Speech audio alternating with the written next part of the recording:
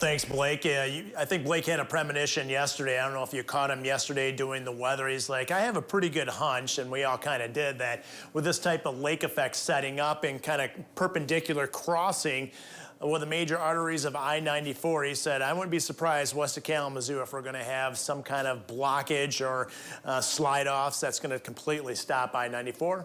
There you go, Blake. You're updating us on that very thing. Right now on Storm Track Live radar, just checked out the window here in Grand Rapids. The snow has come to an end, at least for now. That's going to be pretty much the case for much of the afternoon as we transition to more of the pure lake effect, which you can see now. I'm going to take the high-res portion off, and we're going to zoom in. This is the most dominant band at the present time. The Ganges area right around Saugatuck. You can follow that to the east-southeast, right towards Paw Paw, very close to where Blake is right now.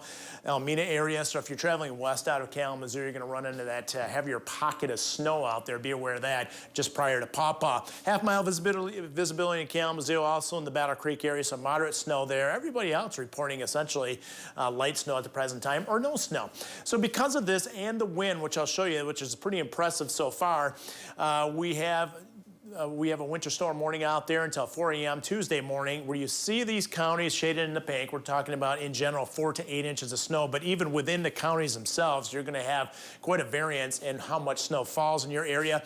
And where you see the purples, that's 2 to 5 inches worth of snow. I think in Grand Rapids, it'll come in around an inch, inch and a half. That's about it. Okay, here's the Futurecast. And note as we go through the high-resolution Futurecast model that we start kind of morphing into more of a pure lake effect setup, which will be dominant west-southwest of Grand Rapids along the lakeshore. And you can see by tomorrow morning, it's going to be really start fizzling out as the best dynamics for the lake effect snow shower kind of shut down.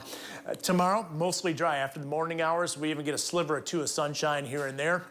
Now, in terms of that snowfall, we're looking at the South Haven area, right around Saugatuck. You can follow that to Paw Paw, the Bangor area, also around let's say Dowagiac, Cassopolis, just west of Three Rivers, around 4 to 8 inches of snow. Now, don't be surprised, somewhere within Van Buren and also into Cass County, locally more than 8 inches possible in the advisory area. Again, we're going about 2 to 5 inches worth of snow. Weather impacts, they're going to be most significant along the lakeshore. Power outages are a possibility, and I'm going to show you why in just a second. Okay, Kalamazoo right now, you can see we transformed the landscape out there.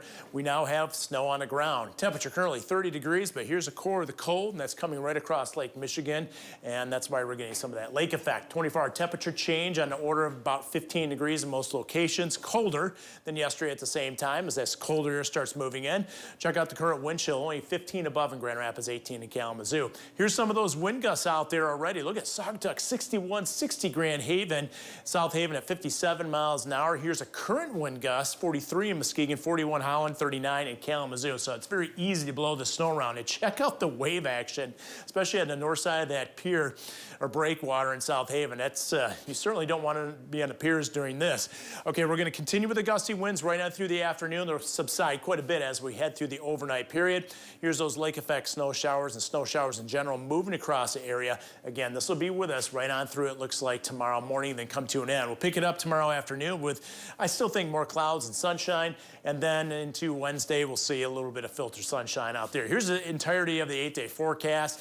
You know, outside of today, that's a pretty quiet week ahead of us with temperatures a little bit above average.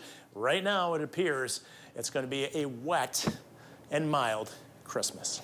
Wet and mild. All right. Okay. Thank you, Matt.